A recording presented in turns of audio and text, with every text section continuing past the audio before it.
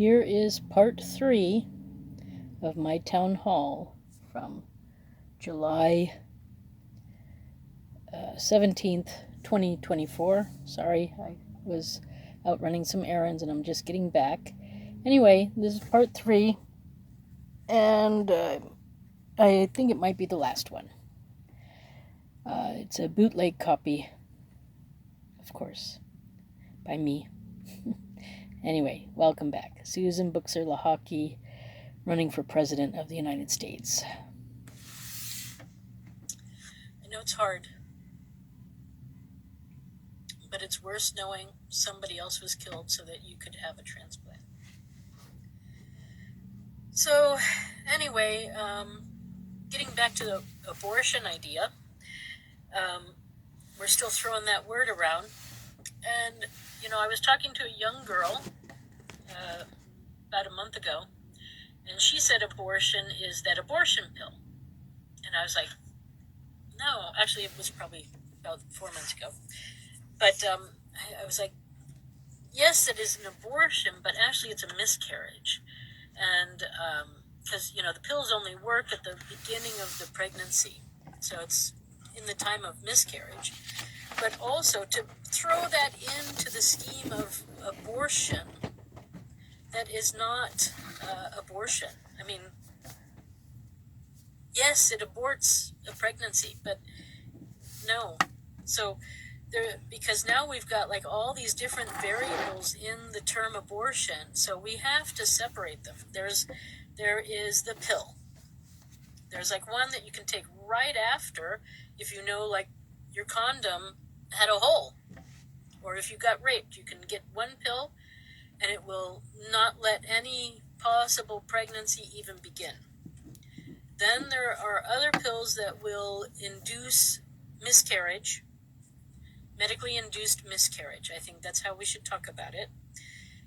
During the first, 2 months, 3 months, something like that.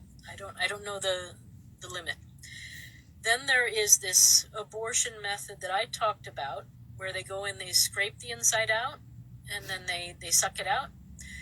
So, but now I know that there's this other way where they can put their hand in and pull it out or whatever. But I think with that method, truthfully, and that's the abortion operation, that's the actual abortion operation, I think actually what they might have been doing for a long time is they took it out of one woman and put it into another woman's body. And then that child grew in the other woman's body, possibly, if it survived the transplant. So that kind of transplanting is okay. I will say I was on birth control. I was using this new thing back in the 80s, 90s called the diaphragm. It was said, to be really accurate and you're not going to get pregnant. And you know what? I got pregnant. But I didn't want to be pregnant. I was trying not to be pregnant. That's why I was on the diaphragm. And I'm sure there are a lot of women out there too who also got pregnant while using the diaphragm. Anyway, so I went to Planned Parenthood, and they advised me of all the different possibilities, that I could put the baby up for adoption, that I could, whatever. I could terminate it. I could keep it. They gave me everything. And I can't remember if they gave me a day to think about it, or if I could take, I could take as long as I wanted, of course, but they said that, they can't do it same day. But I can't remember if it was 1 day that I had to wait or 3 days. I can't remember. But anyway, so I didn't want to be pregnant. I didn't want to have a child, and I wasn't planning on having anybody else have my child either. So, but I gave up my right when I went in and I said I want to terminate this pregnancy. So I gave up my right to my embryo, whatever was growing inside of me. And so when I made my appointment to terminate my pregnancy, I said, I want to do this, and then we made an appointment. I went in, they put me to sleep, and they did what was necessary to remove the pregnancy. Now, what they did with the tissue after, with the embryo, I don't know. It could be they used it for scientific things. It could be it just went into the trash. Or it could be that it was put into another woman to try to help her have a successful life, as a mother. And then maybe it took, or maybe it didn't. So since I was put under, I was sleeping, I didn't know.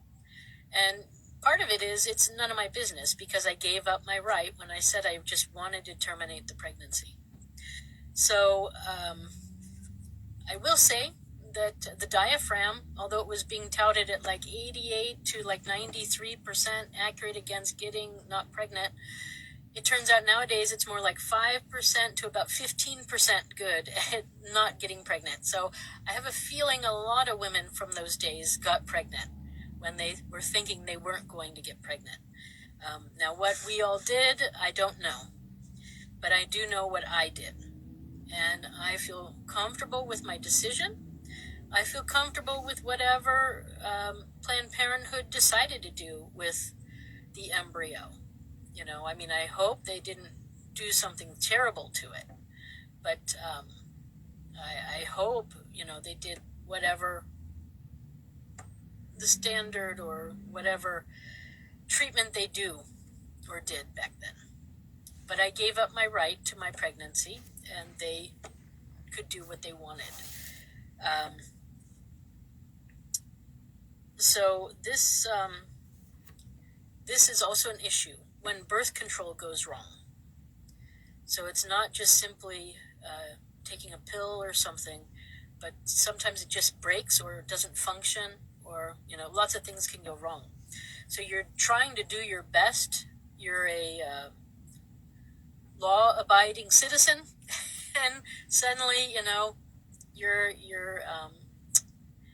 things go wrong.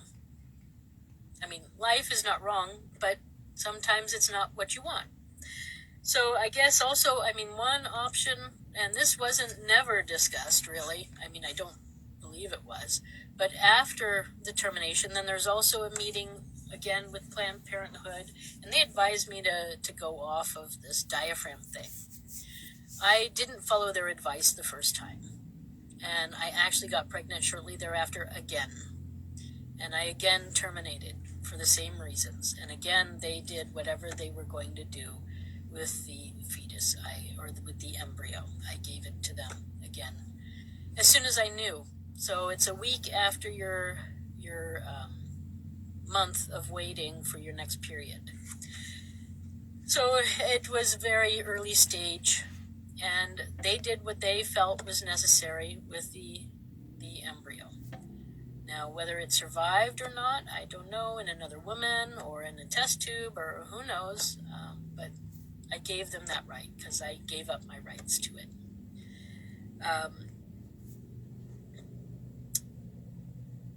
And after that second time, then they came to me again and they said, hey, I really think you want to go off of this diaphragm thing. It's not working. And I agreed with them then. This was Planned Parenthood. And so I went on the pill, and then I never got pregnant accidentally again, ever.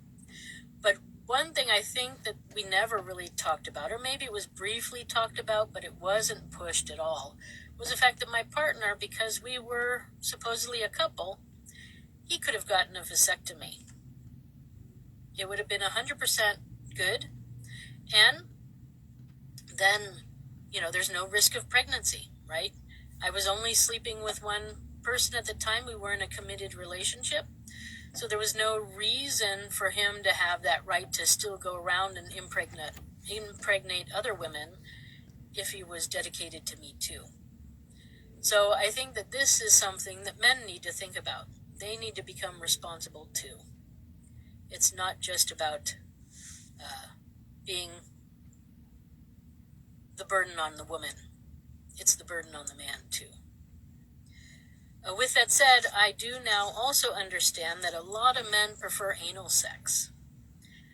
And so if a man is complaining about, oh, your vagina is not tight or whatever, yeah, our vaginas will never be as tight as an anus.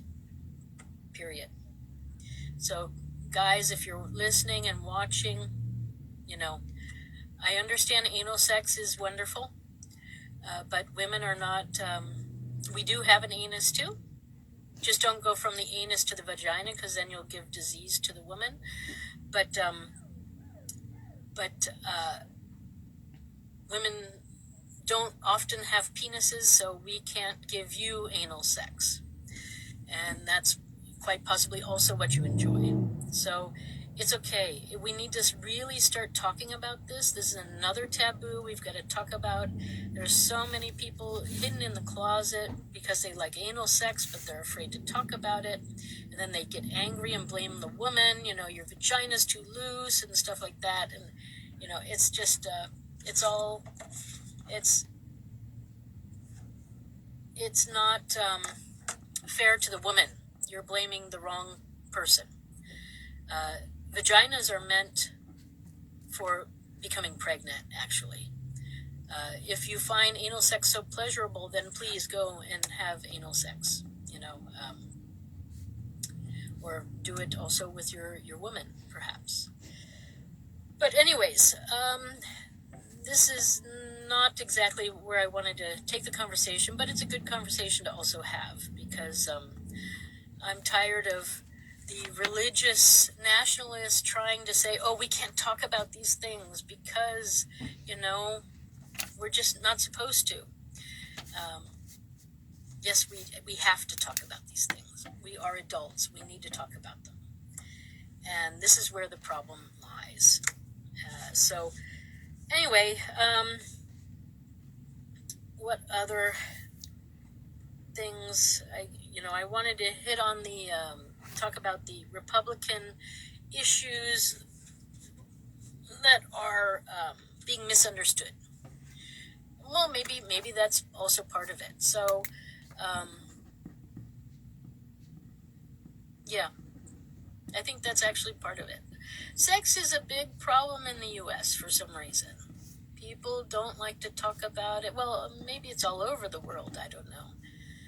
But we need to talk about it, because you're not being fair to your woman when you don't tell her how you feel about anal sex. So, yeah. What other misguided? I guess that's it for now. I mean, I highly recommend you watch my Facebook videos. I cover a lot of taboo topics all the time. And, now I've got this new issue with Donald Trump and the fact that he's a felon. And I can't even in some states be a write-in because I'm not a felon, I guess.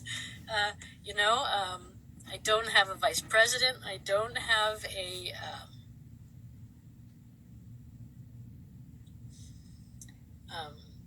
I'm not registered. I don't have all these things, but the 14th Amendment clearly states that the states have no right to make and enforce laws that restrict my rights. But a felon can be the Republican nominee and can be on the ballot on all the states. I'm not even asking for ballot access. I just want to be a write-in. I just want to be recognized as a possible candidate in the states. That's all. But I have to jump through all these hoops, and it's in some states. In some states, it's very easy.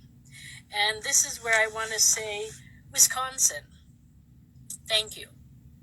You are the only one who actually has a proper form for being a candidate, and especially for being a write-in candidate. So I was there yesterday, and I filled out my paperwork to be a candidate in Wisconsin as a write-in presidential candidate. And you know what? I did it, and they accepted it.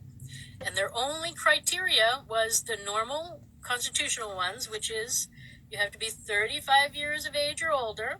You have to have lived 14 years in the United States at some point, and you have to be a natural-born citizen, which I am. And so I could answer yes to all of those. And then the other thing that you cannot be to be a presidential candidate in their state is you cannot be a felon. That's the only requirement that they make extra. And it's not extra, it's actually in the Constitution that you cannot be a felon, and therefore, that's how it goes. So I filled out the paperwork, and I haven't checked their website, but I'm pretty sure I will be a write-in candidate in Wisconsin, and thank you very much for hearing me all these 2 years and for understanding what is really going on. I appreciate it. I appreciate you, and you will be a shining star in the States now. Thank you. Well done. So that is where I am right now.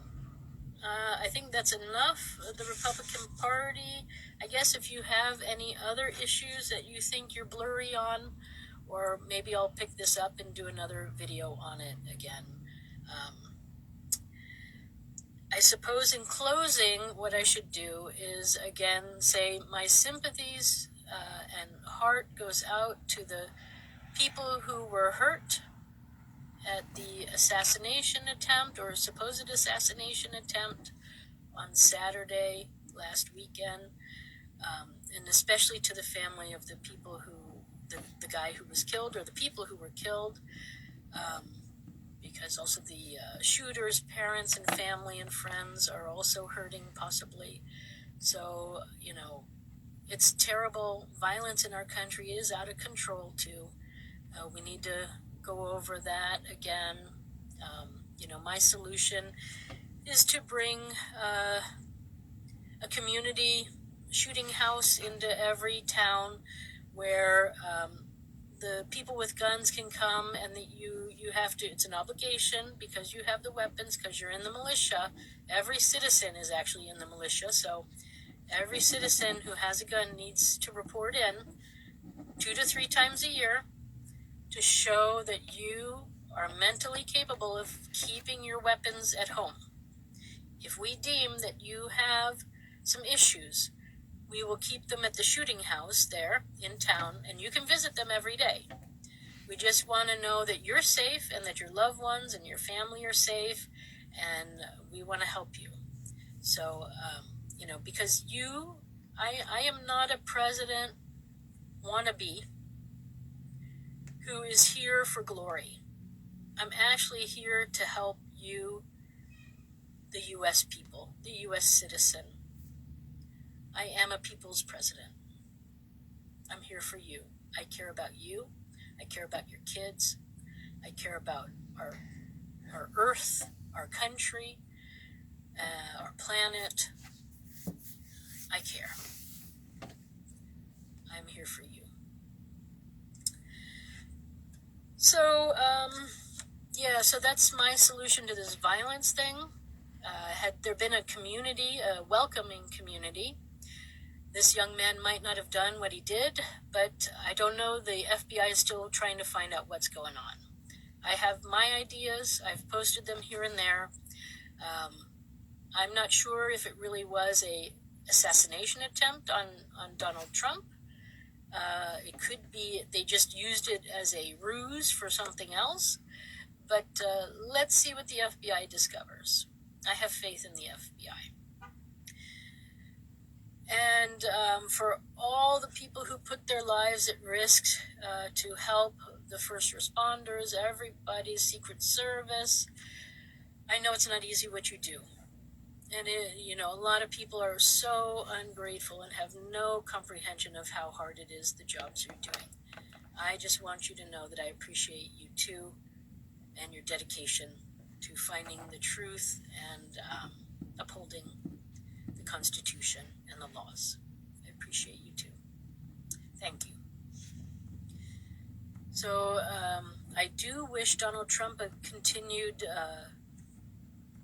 get well soon, and he seems to be doing all right. So I'm just concerned about him having a felony and being now the Republican nominee, because I think that's probably illegal in all the states, so it might not be possible, actually. So the Republican Party needs to find out if that's even possible. So I think, yeah, we might have a lot of chaos on our hands right now. It'll be a bit crazy over the next little while. Let's see what happens. But anyways, thank you for stopping by. My name is Susan Buchser-Lochocki. I am running for President of the United States as an unaffiliated,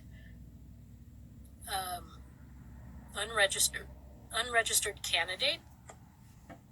And I'm fighting the whole registration process, registering to vote. It's unconstitutional. You can find out